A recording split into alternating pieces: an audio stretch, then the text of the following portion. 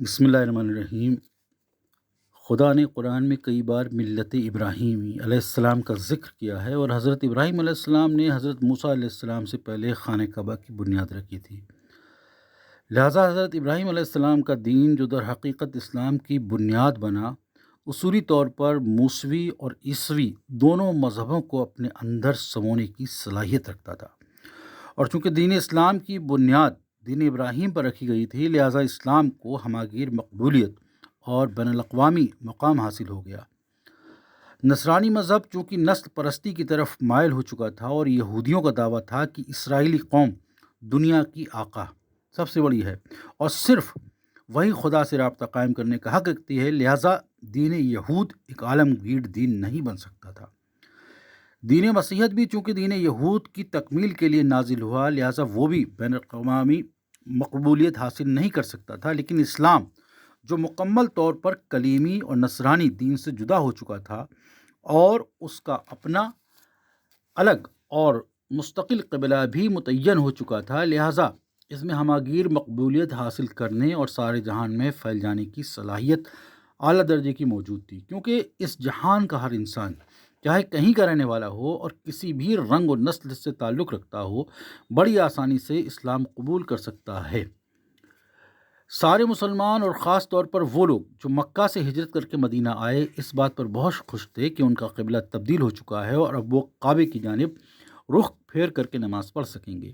اس بات سے قطع نظر کہ کعبہ اس زمانے میں بھی تمام عرب والوں کی نگاہ میں مقدس مقام رکھتا تھا، لیکن وہ لوگ جو مکہ سے ہجرت کرنے پر مجبور ہو گئے تھے اپنے وطن کو بھلا نہیں سکتے تھے، لہٰذا جب قبلے کی تبدیلی کا حکم آیا تو مسلمان کعبے کے رخ پر نماز ادا کرنے لگے، اور ان لوگوں کے دلوں میں بہت تسکین حاصل ہوئی۔ پیغمبر اسلام حضرت محمد صلی اللہ علیہ وسلم مسجد مدینہ کی تعمیر کے ساتھ ساتھ اس مسجد کے آس پاس رہائشی مکانات بنوانے میں بھی مصروف تھے، تاکہ بے گھر لوگوں کو سر چھپانے کی جگہ میسر آ سکے۔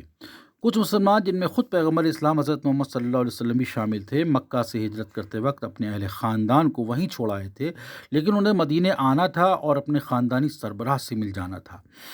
کیونکہ کسی قرمے کے افراد ایک درخت کی شاخوں کی طرح ہوتے ہیں جنہیں درخت کے تنے سے ملے رہنا ہوتا ہے۔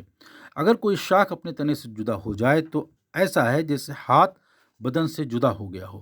پیغمبر اسلام حضرت محمد صلی اللہ علیہ وسلم جو اپنے اہل خاندان کو مکہ سے مدینے لانے کی سوچ رہے تھے،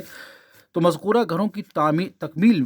سے کچھ عرصہ پہلے مدینے کے بازار میں گئے اور 3 اونٹنیاں خریدی، جن کی قیمت حضرت ابو بکر صدیق رضی اللہ تعالیٰ عنہ نے ادا کی۔ جیسا کہ ہم جانتے ہیں کہ مدینہ آنے کے موقع پر حضرت محمد صلی اللہ علیہ وسلم اور حضرت ابو بکر صدیق رضی اللہ تعالیٰ عنہ کے پاس 2 اونٹنیاں تھیں، اور مزید 3 اونٹنیاں خریدنے کے بعد ان کی تعداد 5 ہو گئی تھی۔ پیغمبر اسلام حضرت محمد صلی اللہ علیہ وسلم نے اپنا چچا بھائی حضرت علی رضی اللہ تعالیٰ عنہ کو بلایا اور ان سے کہا، یا علی، تم جانتے ہو کہ میری بیٹیاں اور اسی طرح میری جوزات بیویاں حضرت سودا، حضرت عائشہ مکہ میں ہیں رضی اللہ تعالیٰ عنہما، لہٰذا تم